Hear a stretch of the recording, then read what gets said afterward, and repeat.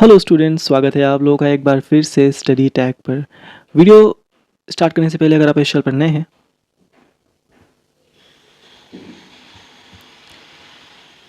Hello students, स्वागत है आप लोगों का एक बार फिर से स्टडी टैग पर। ये है BHIC 131 के मोस्ट इंपॉर्टेंट क्वेश्चन। ये क्वेश्चन आपके एग्जाम में आने के 90% चांसेस हैं, तो बिना किसी देरी के इसे मिस मत करना। मैं थोड़ा थोड़ा एक्सप्लेन करूँगा कि हर क्वेश्चन में क्या करना है आपको और कैसे पॉइंट्स बनाने हैं। तो चलिए जल्दी से स्टार्ट करते हैं। सबसे पहले है क्वेश्चन 1, मध्य पाषाण संस्कृतियों के औजार, जीवन निर्वाह तथा सामाजिक संगठन पर चर्चा कीजिए। अब इसे कैसे करना है?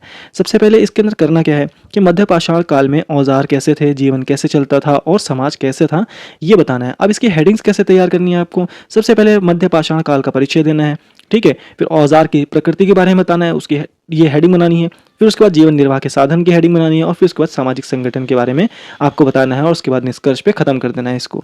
नेक्स्ट है क्वेश्चन नंबर 2, मौर्य साम्राज्य की अर्थव्यवस्था तथा समाज पर चर्चा कीजिए।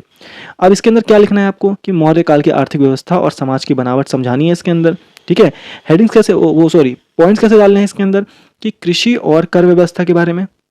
सबसे पहले तो मौर्य साम्राज्य के बारे में बताना है, ठीक है। फिर उसके बाद कृषि और कर व्यवस्था के बारे में समझाना है कि मौर्य साम्राज्य की अर्थव्यवस्था के टाइम पे कृषि और कर व्यवस्था कैसी थी। व्यापार और उद्योग के बारे में बताना है, राज्य का आर्थिक नियंत्रण बताना है, समाज की संरचना बतानी है और उसके बाद निष्कर्ष करके आपको इसे खत्म कर देना है। क्वेश्चन नंबर 3 पे आते हैं, हड़प्पा सभ्यता के पतन के क्या कारण थे?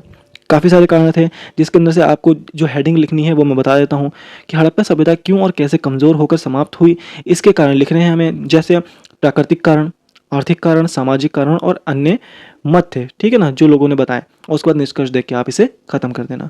क्वेश्चन नंबर 3, भारत पर सिकंदर के आक्रमण का वर्णन कीजिए, ठीक है। तो इसके अंदर क्या लिखना है? सबसे पहले लिखना है भारत के बारे में और सिकंदर के बारे में थोड़ा सा बताना है कि सिकंदर कब भारत आया, और उसके बाद फिर आक्रमण का उद्देश्य क्या था, भारत में प्रवेश कैसे किया, कहाँ से किया, ठीक है। हाइडेस्पीस का युद्ध बताना है जो हुआ था और आक्रमण का प्रभाव क्या हुआ इसके ऊपर, भारत के ऊपर, ठीक है। और फिर निष्कर्ष लिखना है। क्वेश्चन नंबर 5, दक्कन और तमिलहम में प्रारंभिक राज्य निर्माण पर लेख लिखें, ठीक है। तो इसके बारे में लिखना है।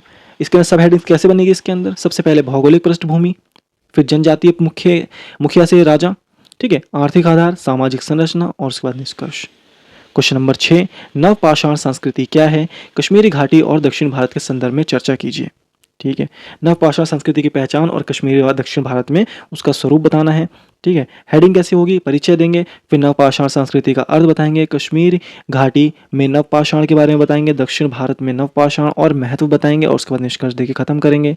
क्वेश्चन नंबर 7 है, उत्तर वैदिक राज्य व्यवस्था और समाज की मुख्य विशेषताओं का वर्णन कीजिए, ठीक है। इसकी हेडिंग कैसे बनेगी? सबसे पहले आएगा परिचय, फिर राज्य व्यवस्था, राज्य की स्थिति कैसी है, सामाजिक संगठन, धर्म और कर्मकांड और उसके बाद निष्कर्ष। क्वेश्चन नंबर 8, प्राचीन भारतीय इतिहास के पुनर्निर्माण में प्रयोग किए जाने वाले पुरातात्विक स्रोतों पर चर्चा कीजिए। इसकी हेडिंग्स क्या क्या बन सकती हैं? उत्खनन सामग्री बन सकती है, अभिलेख, सिक्के, मूर्तियां और स्मारक, ठीक है ना। क्वेश्चन नंबर 9, आरंभिक वैदिक अर्थव्यवस्था और समाज की मुख्य विशेषताएं। इसके बारे में क्या करेंगे हम? सबसे पहले हम लिखेंगे इसके अंदर परिचय, फिर आर्थिक जीवन के बारे में, फिर पशुपालन और कृषि कैसी थी, सामाजिक संरचना कैसी थी, स्त्रियों की क्या स्थिति थी और उसके बाद निष्कर्ष देके खत्म करेंगे। क्वेश्चन नंबर 10 है, साम्राज्य की अवधारणा क्या है, ठीक है।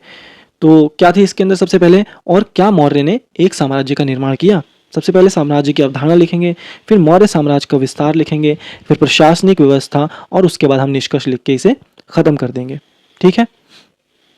ये सारी हमारी पॉइंट्स हो जाएंगे। अब हम आते हैं नीचे टिप्पणियों पर। टिप्पणियाँ हमारी क्या है? टिप्पणियाँ देखते हैं यहाँ पे। जैसे टिप्पणी क्वेश्चन नंबर 11 दे रखा है कि मध्य पाषाण संस्कृति, ये क्या था कि यह काल पुरापाषाण और नवपाषाण के बीच का समय था। इसमें छोटे पत्थर के औजार, माइक्रोलिथ बनाए जाते थे, लोग शिकार करते थे, मछली पकड़ते थे और फलकंद पर निर्भर थे, मतलब कि फल खाने पर निर्भर करते थे। क्वेश्चन नंबर 12, प्रारंभिक हड़प्पा सभ्य संस्कृति क्या थी? कि यह सिंधु सभ्यता का प्रारंभिक चरण था। लोग गांवों में रहते थे और खेती व पशुपालन करते थे। कच्ची ईंटों के घर और हाथ से बने बर्तन मिलते हैं, ठीक है। क्वेश्चन नंबर 13 देखेंगे, लौह तकनीक और उसके प्रभाव क्या थे, ठीक है। लौह तकनीक से लोहे और के औजार बने, खेती आसान हुई और उत्पादन बढ़ा, इससे समाज और राज्य व्यवस्था मजबूत हुई। क्वेश्चन नंबर 14 देखेंगे, प्रारंभिक वैदिक काल क्या थी, ठीक है। ये सिंधु सभ्यता का प्रारंभिक चरण था, लोग गांव में रहते थे इसके अंदर। फिर क्वेश्चन नंबर 15 देखेंगे, क्वेश्चन नंबर 15 देखेंगे, इसमें क्या था?